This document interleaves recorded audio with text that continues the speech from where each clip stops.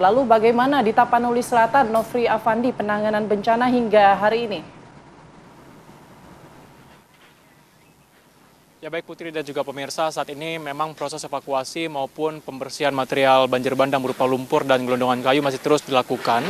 Dan saat ini memang tadi tim dari Detasmen K9 Anjing Pelacak juga membantu tim SAR gabungan untuk mencari korban hilang maupun korban yang tertimbun material banjir bandang yang diketahui medannya ini cukup berat karena banyak sekali gelondongan kayu dan lumpur ataupun tanahnya cukup tebal. Dan saat ini pemirsa ada yang unik dan ini kita bisa tunjukkan di belakang saya merupakan salah satu masjid di Desa Garoga, Masjid Taqwa, yang masih berdiri kokoh, tapi dari dalam tadi kami melihat banyak sekali gelondongan kayu yang berada di dalamnya dan merusak dinding-dinding masjid. Dan saat ini tengah dibersihkan oleh tim dari personel Polres Tapanuli Selatan. Dan saya akan berbincang dengan Kapolres Tapanuli Selatan, AKBP Yon Edi Winara. Bapak, selamat siang. Selamat siang. Ya Pak, ini bisa jelaskan Pak mengenai pembersihan material banjir bandang hari ini dan evakuasi yang dilakukan?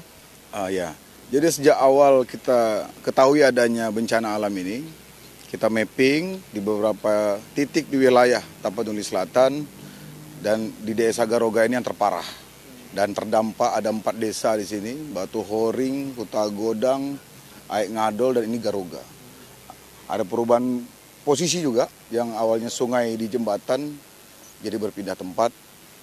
Sampai dengan hari ini, upaya-upaya yang kami lakukan maksimal, pemberian bantuan, evakuasi, penyelamatan terhadap harta benda, menjaga sampai malam, mendirikan posko kesehatan, memberikan layanan pada masyarakat, termasuk bagaimana upaya kita menggerakkan potensi-potensi yang ada, terutama alat-alat berat, untuk menggeser materi-materi yang sangat besar di sini dan sulit dibersihkan. Baik Pak, ini kan banyak sekali gelondongan kayu Pak, terutama ini tadi kita lihat di belakang, tim sedang membersihkan areal masjid, banyak sekali gelondongan kayu. Bisa diceritakan Pak, seperti apa kesulitan yang dihadapi?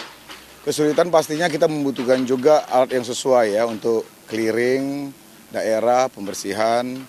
Kalau kesulitan pasti kita butuh alat berat yang banyak. Kemudian selain pembersihan secara manual, kita geser dulu yang besar-besar.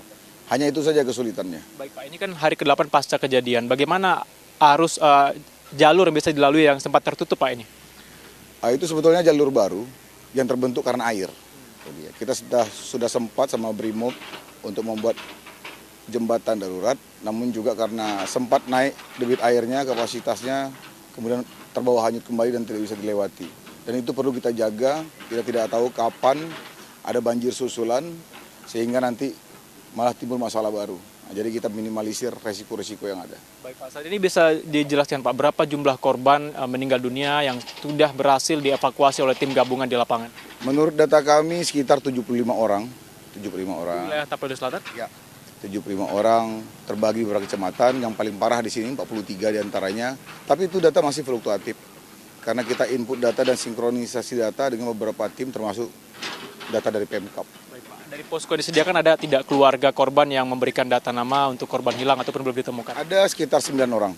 9 orang. Kami juga input dari sosmed, dari WA, segala sumber informasi apapun kita tidak lanjutin. Termasuk kita ketahui adanya informasi-informasi baru di daerah yang terisolir.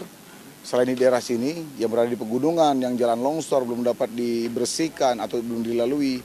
Hari ini kita sudah tembus untuk bantuan-bantuan, terutama makanan, sembako, pakaian bekas, dan obat-obatan. Baik Pak, ada 2 wilayah terisolasi ya Pak, ya, Tapteng dan Sibolga, dan saat ini tengah terputus. Apakah sudah ada jalur alternatif yang bisa dilalui Pak? Dari mana ke mana? Dari Tapanuli Selatan menuju ke Tapanuli Tengah atau Sibolga? Sementara masih jalurnya dari sini. Jadi kalau memang kita mau nyebrang, ya tidak dapat membawa kendaraan. Terima kasih Pak Kapolres, semoga proses pembersihan material banjir dan evakuasi korban hilang dapat berjalan dengan lancar. Terima kasih. Itu tadi pemirsa seperti apa keterangan sementara di mana ada sekitar 40-an orang meninggal dunia dari data yang didapatkan di wilayah Garoga saja, dan ada 70-an korban meninggal dunia untuk wilayah Tapanuli Selatan. Dan tadi kami melihat distribusi logistik juga sudah berjalan dengan lancar karena arus lalu lintas juga sudah berhasil dibersihkan meskipun terputus untuk perbatasan Tapanuli Selatan, Tapanuli Tengah. Tentunya para korban banjir yang tengah mengungsi ini membutuhkan banyak sekali bantuan seperti selimut, makanan siap saji, serta jaringan komunikasi darurat yang saat ini diketahui jaringan sinyal telekomunikasi terputus karena rusaknya infrastruktur listrik di wilayah sekitar bencana alam yang terjadi ini. Demikian sementara saya kembalikan ke Putri dan Rehana ke studio. Baik, terima kasih atas laporan Anda, Nofri Afandi dari Tapanuli Selatan, dan sebelumnya ada Andri Syaputra dari Sumatera juga, dan kemudian juga ada Hafsyah Syafira yang berada di Padang. Terima kasih atas laporan Anda rekan-rekan semua, selamat kembali bertugas, jaga kesehatan dan juga keselamatan selalu di sana.